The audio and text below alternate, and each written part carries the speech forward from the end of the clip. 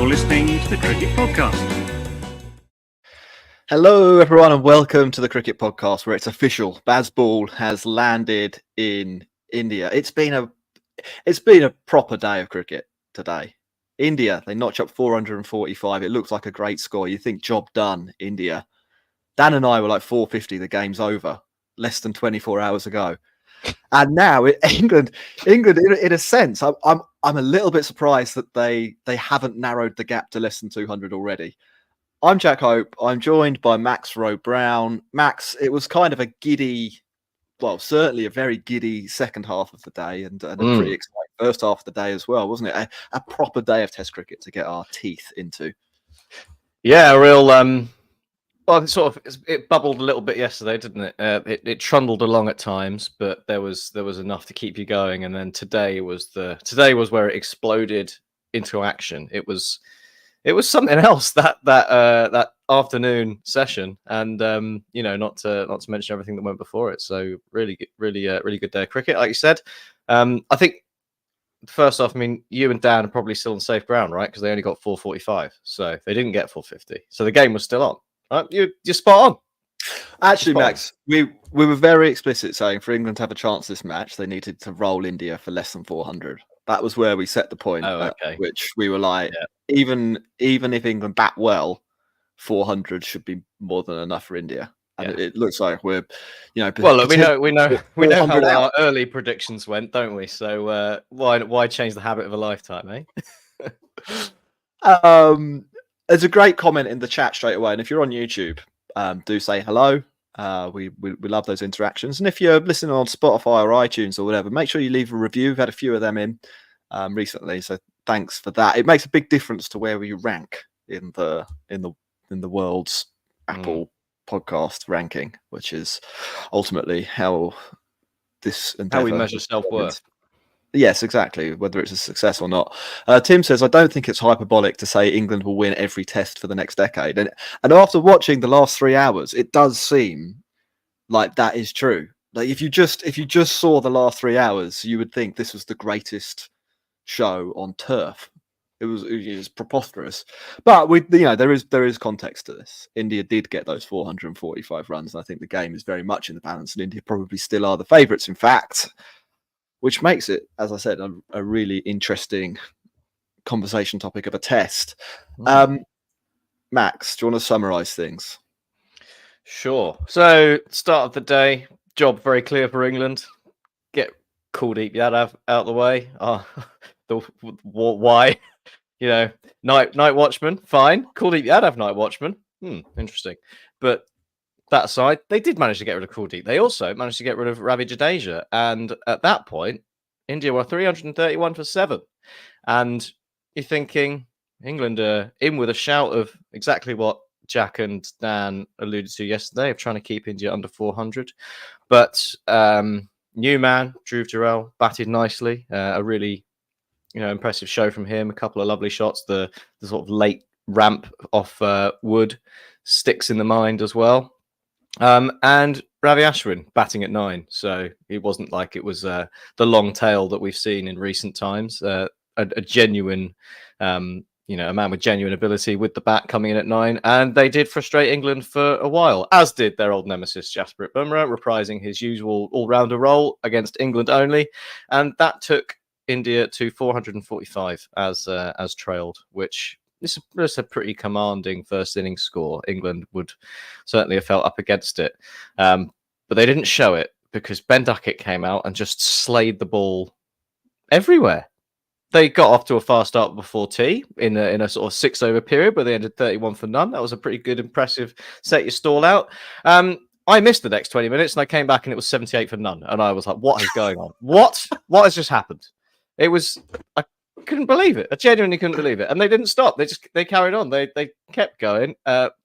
Slowed down a little bit, 5.9 and over by the end of the day, but they finished basically having batted one session and scored 207 for 2, and that off 35 overs. I mean, it's absolutely ridiculous. It's I mean, we shouldn't be surprised because we know how England have started playing cricket recently with Bazball and all the rest of it. But it's the first time we've seen it properly in India. I think first time they've had the opportunity on a good batting deck to impose themselves, and they did exactly that, ending the day 238 runs behind with 8 wickets in hand, and it's set up beautifully for the next 3 days with all 3 results on the cards, which isn't often the case when a team puts up 450 first up, and then you're at the end of the day 2, and the game still moved on that quickly. It was a real display. Oh yeah, I mean, like so England trail by 238 runs, which is so they're minus 238 for 2. Doesn't make any sense. You know what I mean. Like they've got 8 wickets to overhaul that deficit. That's not an abnormal situation, as you say, for the end of day 2 in a test. But then you look at the scores and you're like, that doesn't really quite add up. In India batted for 130 overs. England have only batted for 35. England are scoring they're scoring so fast.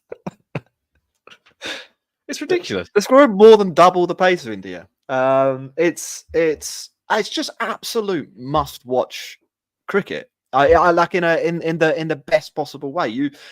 You're conditioned. We've been conditioned for 30 years in this sport, Max, to basically be thrilled by this kind of batting in test matches. It's the risk that these players are taking when everything is on the line.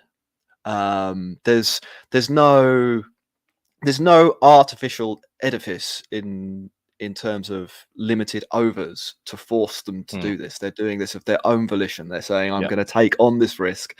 I'm going to put my wicket on the line. I'm going to put the team's chances on the line, even though I know I've got all day, even though I know that orthodoxy says that when a team bats for 5 sessions and gets 450, the draw is what we should be playing for. They go, no, I'm going to reject that, and I'm going to lay into Jasprit Bumrah and Mohammad Siraj, and then Kuldeep Yadav, who terrorised us in the second test, or kind of terrorised us in the second test. We're gonna smack him all over the place, and then when Jadeja comes into the attack, we're gonna smack him so badly that he becomes almost unbowlable. And then, who's this other guy? A guy with 499 test wickets. Look, we'll sacrifice one of us so you can have your big moment. It's the classic sacrifice tactic. yeah. But we're also basically going to treat him like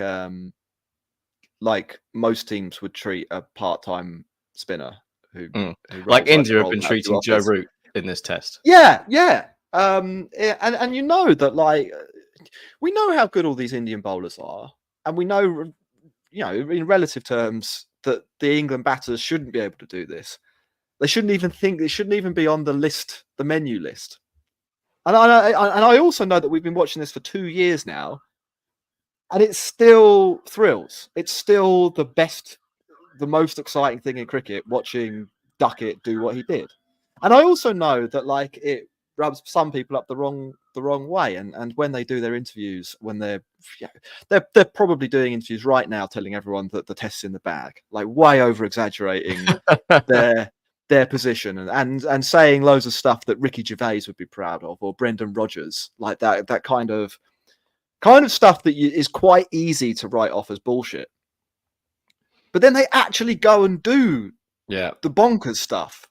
And that's sort of, at a certain point, we have to look at it and say, maybe they actually do know what they're talking about here. And maybe, like, some of the orthodoxy is the bullshit. And maybe this is the right hardest thing to do, isn't it? Challenge the status quo. Challenge the orthodoxy, the traditionalist fallacy that if it's done before, that's the right way to do it. So, and there's a body of evidence now, isn't there, that, like, this kind of works. And it's not just the success that they've had in of itself in the last 2 years. It's when you look at where they come from a team that won 1 test in 17 matches with pretty much the same people, a couple of changes, but not many. And then to turn it around and do this just on the basis of, a change in approach, pure vibes. I feel like the induction into the England Test cricket team now is probably watching like a 20-minute TED talk on the power of positive thought or something. It's really odd that it's working, but it is working. So there's got to be something scientific, logical behind it.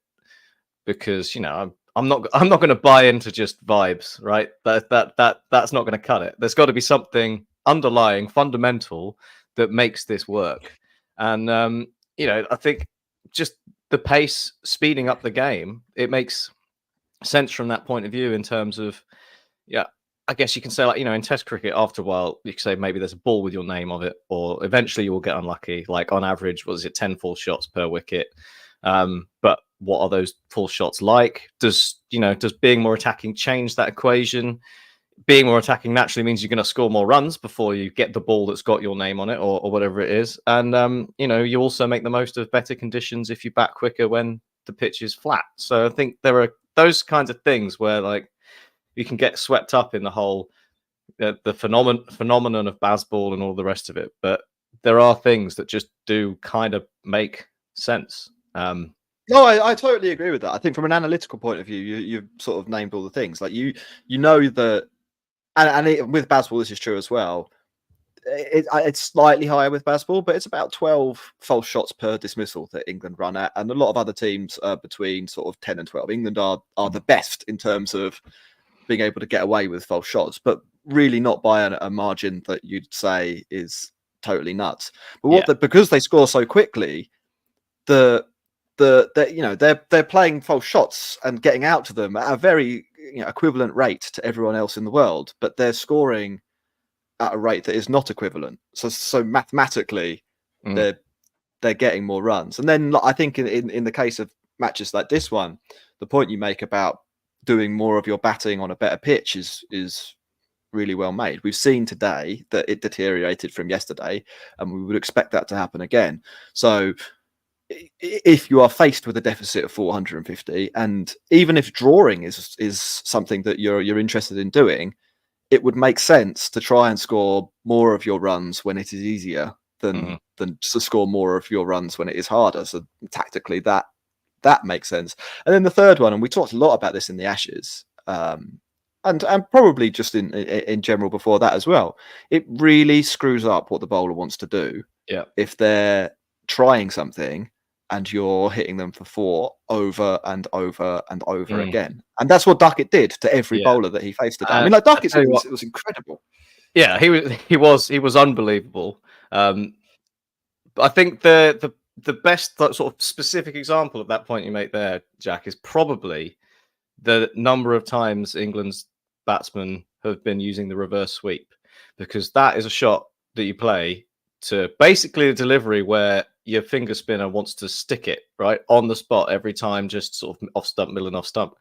You start reverse sweeping that for 4, and suddenly that whole aura of control that they're trying to generate becomes so much harder to get. And yeah, it's risky, but it only needs to come off a couple of times, and then suddenly, like you say, the whole normal plan of where you bowl and how you bowl has been thrown out the window. So I think quite interesting that Australia went from the I'm going to sweep everything to now we're lauding England as tactical geniuses for playing a couple of reverse sweeps. But I guess I would say do it right.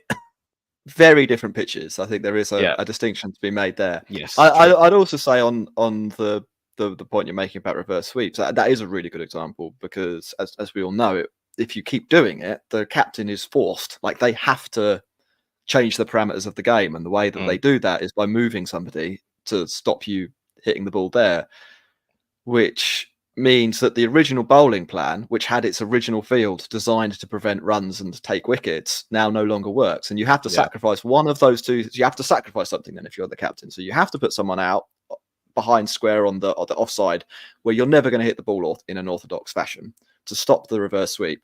That means you either remove a catcher, which means a wicket is less likely, or you remove a fielder that's preventing a 1 or a boundary somewhere else, which means that runs are more likely. And it's a great choice to make the opposition captain have to make if you are a batter. And anyone who's ever captained a cricket team knows that 11 men isn't really enough at the best of times, especially when 3 of them can't catch, Jack. Yeah, you're hiding half the team. if you're then doing something as a batter that actually further diminishes the captain's resources, it's great. Look, that's a lot for England. I think we'll talk about Duckett after the break. We should probably break it up with some Ashwin love Yes. Although it's not necessarily for this game. He batted well. Let's go through the stuff that Ashwin did well in this game. Batted well, picks up his 500th wicket, gets done for some penalty runs, which is really funny. Has a little bit of an argument with the umpire. I think that was more than fair enough, by the way. Like yesterday, there were, I think, 2 or 3 instances where Sarfraz did it, and I think Sarfraz was doing it out of nerves. He was like blocking the ball and then just running straight down the middle of the pitch. Yeah. So the umpires had accumulated the warnings there, and then Ashwin was the one who was eventually fined for runs. And I don't think he was trying. Yeah, I don't, he wasn't trying. No. There are a couple of occasions where you can see him actually try and jump across where. But once you've set that precedent as an umpire, that's what happens.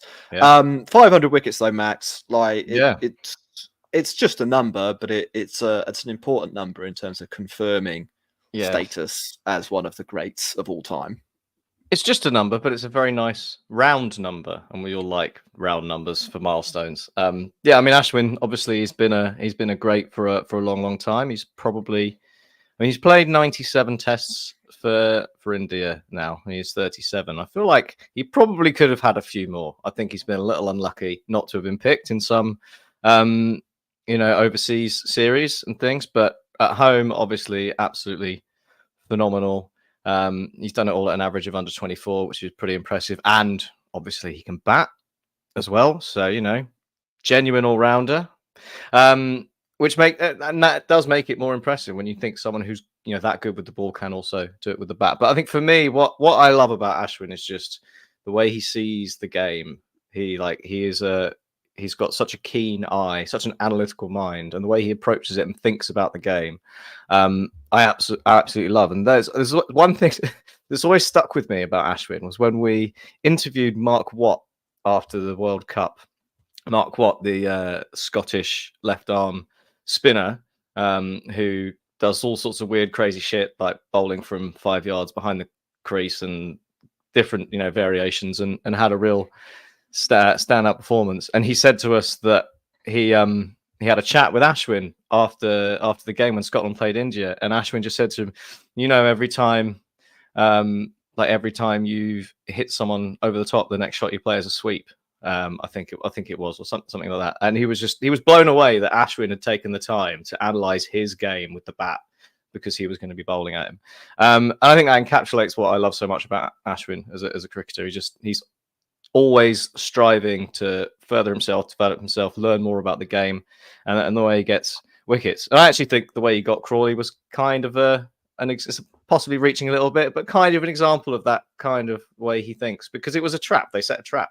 He bowled into the rough outside the right-hander's leg stump, knowing that Crawley's going to want to sweep it. He fell into the trap, top edged it, and off he went. And that's why Ashwin's so great. It's the mind, it's the cricketing mind as well as the obvious skill that he has, all the variations and what it is. But richly deserved. Nice to see him get there, and he's still going to have a big part to play in this game, I dare say. I like the anecdote about him taking voice notes when he goes to the nets. He does in the off season, or when he's not on cricket duty for an actual team. He'll do mega net sessions for hours, apparently, and take voice notes about all the variations he's trying and all the tactics that he's coming up with and the speed he's bowling at, so that he's diarising. Like a film noir detective.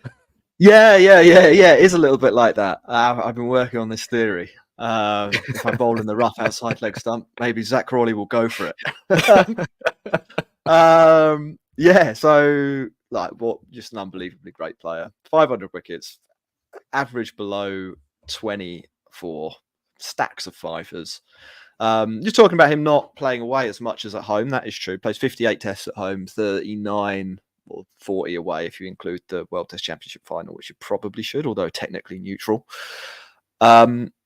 I reckon. So he takes a number of wickets per game. He obviously takes a lot fewer away from home. He averages about 3.8 wickets away and about 5.9 at home.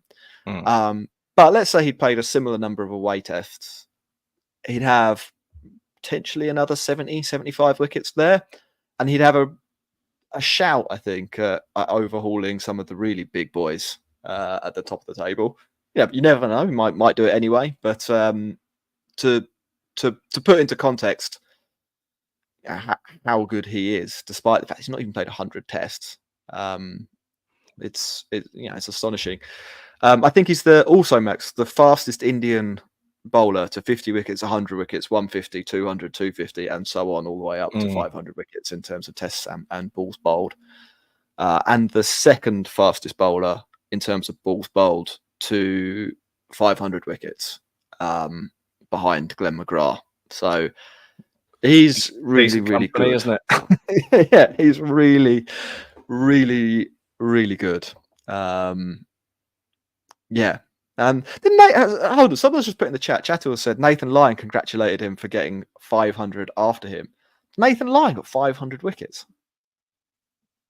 God. Wow. Yeah, that probably shows the value of playing home and away, doesn't it? Yeah. Although as good a bowler as Nathan Lyon is, I think Ashwin in your team of the generation, Ashwin is head and shoulders above anyone else as your spinner, I think. Yeah, 517 Nathan Lyon's up to now. Max, should we take a quick break and then we can come back and we will be talking about... Well, we haven't really talked about Ben Duckett. We should probably talk a little bit about Ben Duckett. We've got a little bit about Jurel and might have a couple of questions. Mm-hmm. You're listening to the Cricket Podcast.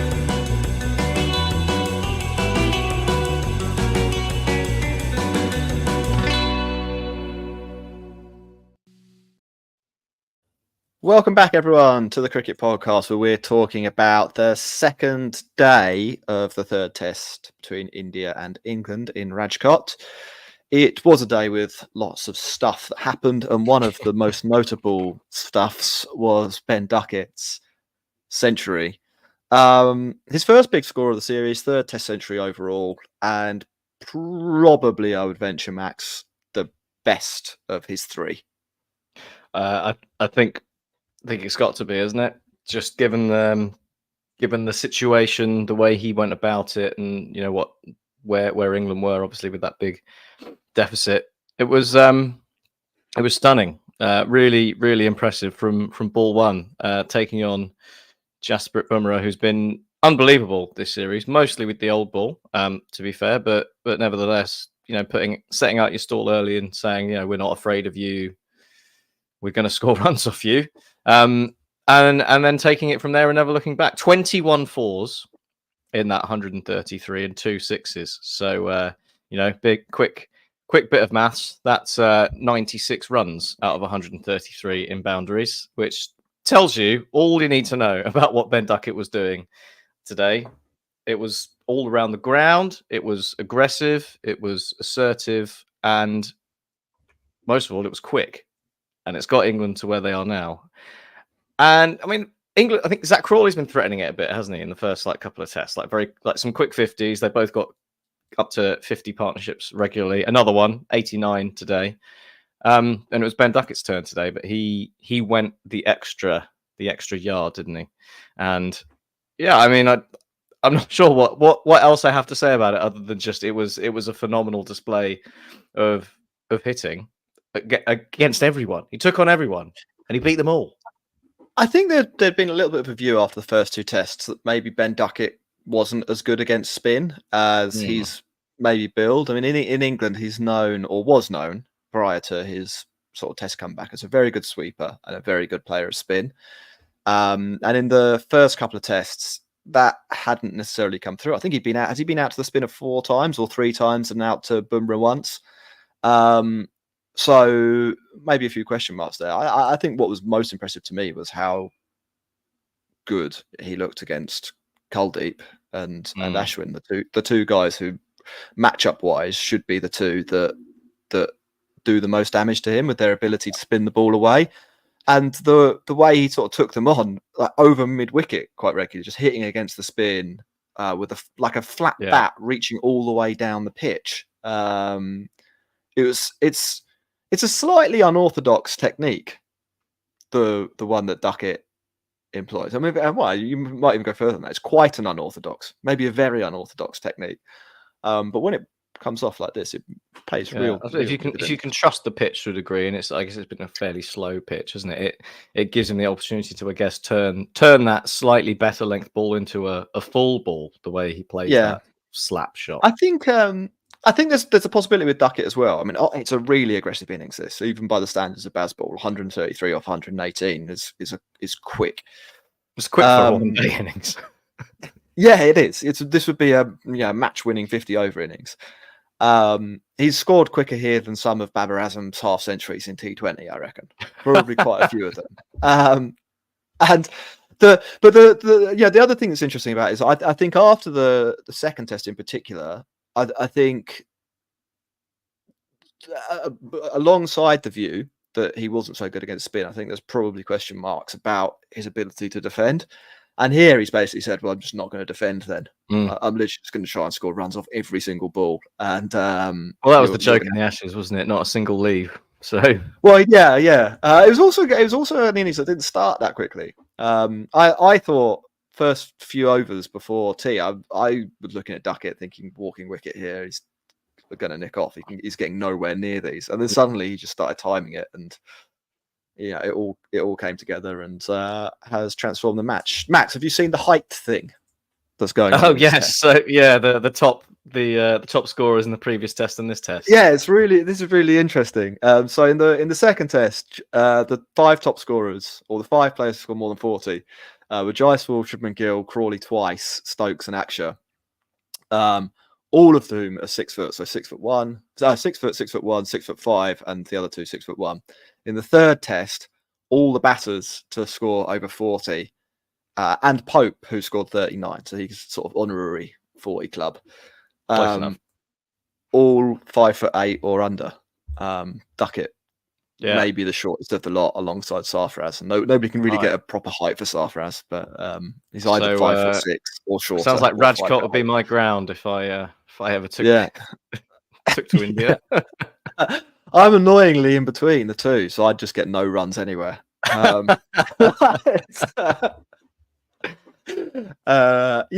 Max, we also saw a little bit of Jurel earlier in the day. Were you impressed with him on debut?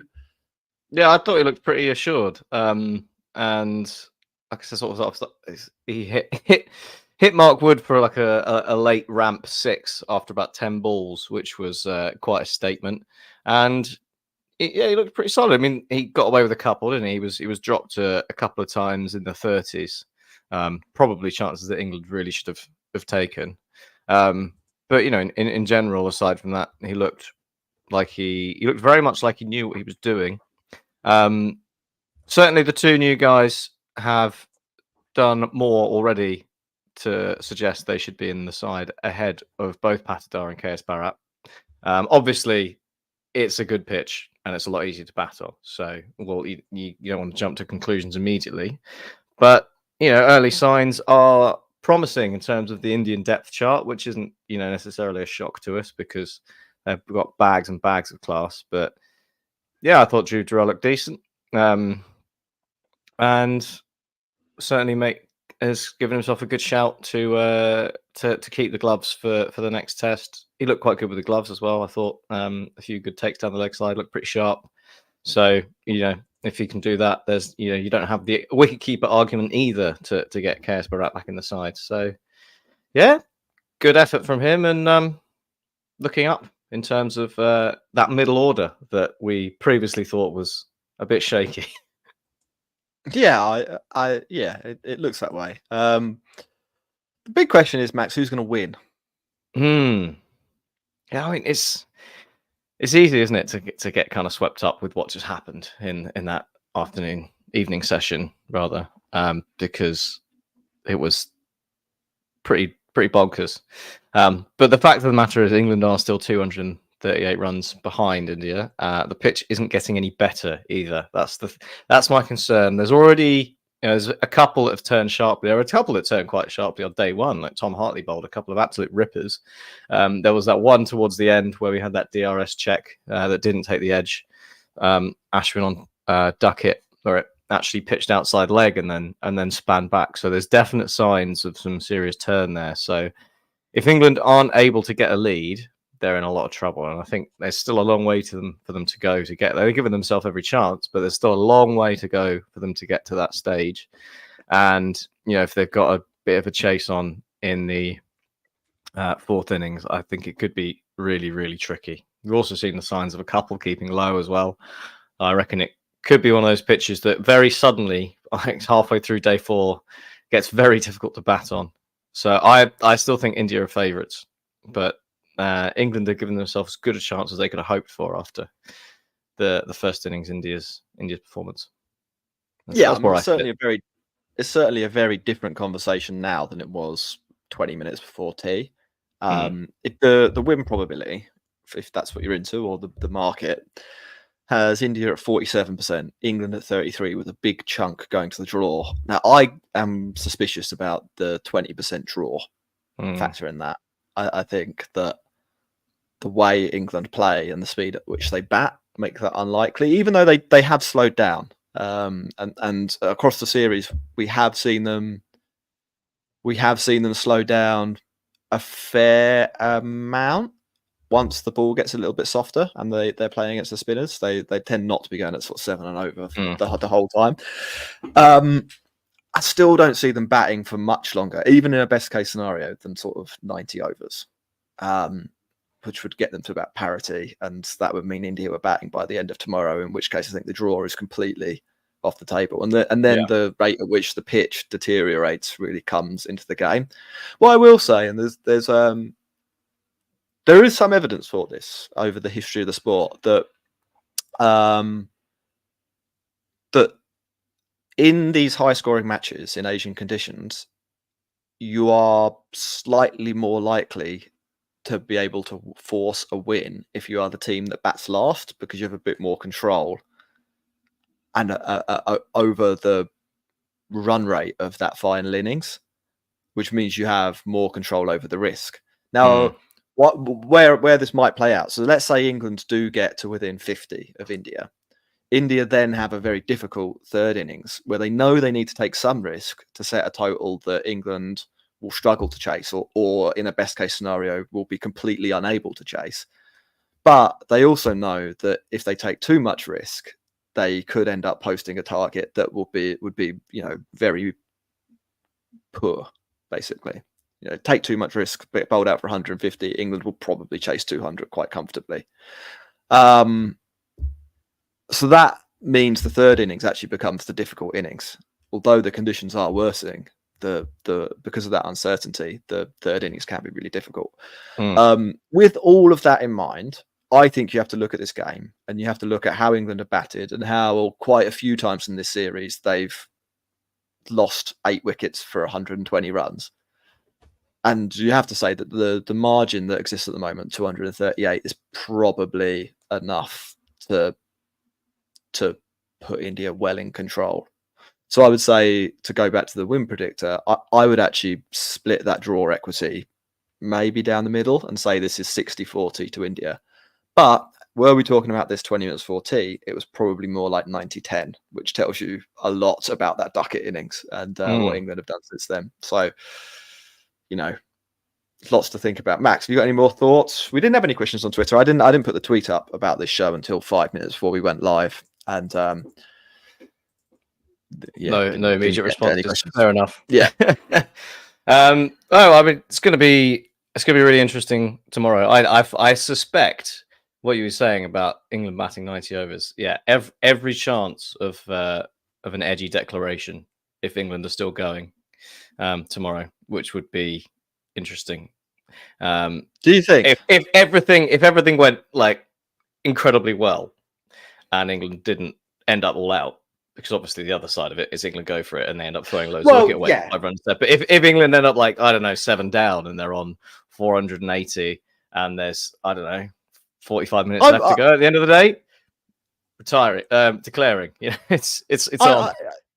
I guarantee you that there's somebody out there right now shouting about control percentage, because Ben Duckett's control percentage means that he probably should have been out by now. And the reason they'd be shouting about that is Although the reason that in some ways they'd be correct to shout about that is that if England were to continue playing in the same way, you would expect wickets to fall more regularly than they have.